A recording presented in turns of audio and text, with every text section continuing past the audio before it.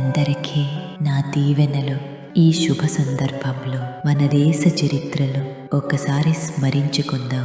మన దేశ చరిత్రలో ఎప్పుడూ మనం ఒకరిపై దండెత్తలేదు, ఆక్రమించుకోలేదు, దోచుకోలేదు.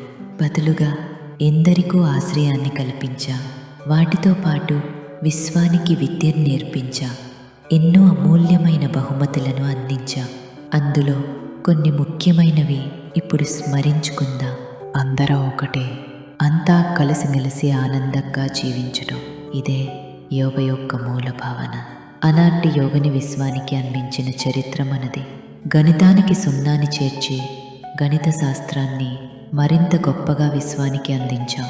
పూర్వకాలంలోనే నలంద, తక్షశిల వంటి విద్యాలయాలను స్థాపించాను. ఆ రోజుల్లోనే విశ్వవ్యాప్తంగా 40,000 మంది మన దేశానికి వచ్చి విద్యను అభ్యసించి వెళ్ళేవారు. వ్యాధులను ఆయుర్వేదం ద్వారా గుర్తించి ఔషధాలను తయారు చేయటం, మందులతో నయం కాని జబ్బులకు శస్త్రచికిత్సలు చేసి నయం చేయడం కూడా మన చరిత్ర. మెదడుకు మంచి వ్యాయామాన్నిచ్చి చురుకుగా చేయగలిగే చదరంగాన్ని కూడా మనమే అందించాం. మొట్టమొదటిగా వజ్రాల వినియోగాన్ని, వాటి గొప్పతనాన్ని విశ్వానికి చాటింది మన దేశమే. ఇలాంటి గొప్ప బహుమతులను మన మిత్రులతో పంచుకున్నాం.